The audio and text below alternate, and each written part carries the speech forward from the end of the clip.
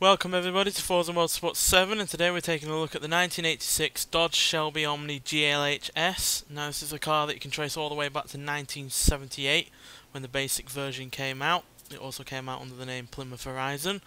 And yeah, the car ran from 1978 to 1990, selling nearly 1 million vehicles, so it's a pretty successful vehicle. Though you can trace the slight origins to this car back to 1984 when the GLH came out.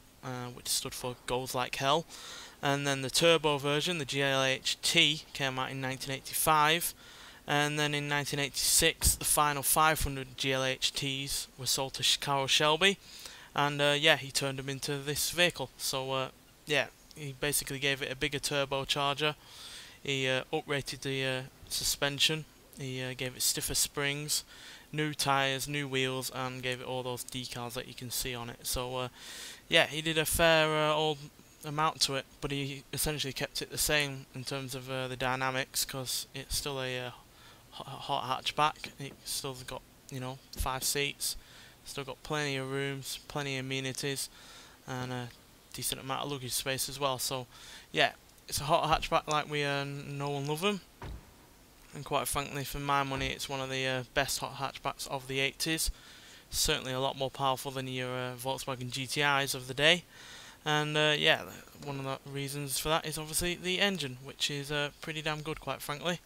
It's got a 2.2 litre turbocharged inline-4 engine, which produces 175 horsepower and 175 pounds-feet of torque, which is quite a lot for a engine from that time, which, you know, isn't a V6 or a V8. And yeah, obviously gives it you know, plenty of acceleration, plenty of speed, which is obviously what you want from a hot hatchback. No, it doesn't look as good as, say, as a Volkswagen GTI from that era, but in terms of it's going underneath, as well as the practicality elements, it's as good, if not better. So to see that, we're going to take it out there and see what it can do. So see you when we get there. Right, so we're at the Sonoma Raceway Grand Prix circuit.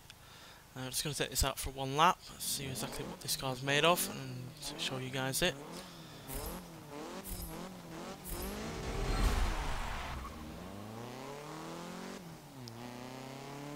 So yeah, it's a pretty sprightly car for the time.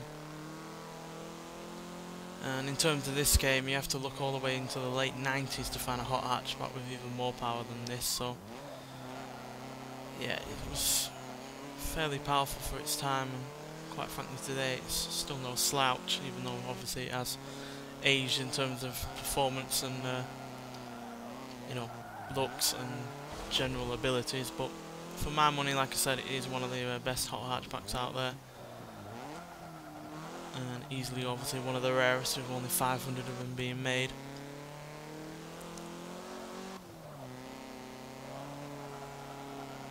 And even though the suspension and the springs etc. were upgraded, it does still roll about a bit, unfortunately. But nowhere near as much as you'd expect from an American car from the 80s. Certainly not in terms of comparison to other cars from that era from America. So yeah, acceleration wise, it's still fairly decent nonetheless. 0 to 16, 6.7 seconds.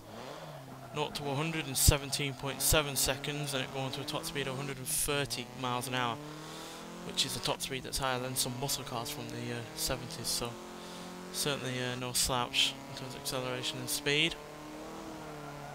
And obviously thanks to those suspension upgrades and better tyres and wheels, it can handle that power fairly well. So yeah, really glad they've brought this back from Forza Motorsport 4. I don't think it was in my top 10 to return, but it nonetheless is a car that I would like, and I am glad that they've actually put in, because it's certainly a unique car, and we don't have enough front-wheel drive American cars on this game, certainly from the 80s and back, and I would like more. You know, even though this isn't a K-platform car from Chrysler, I would like K-platform cars from the 80s from Chrysler. Just think it would make for an even more interesting game. But yeah, there we go.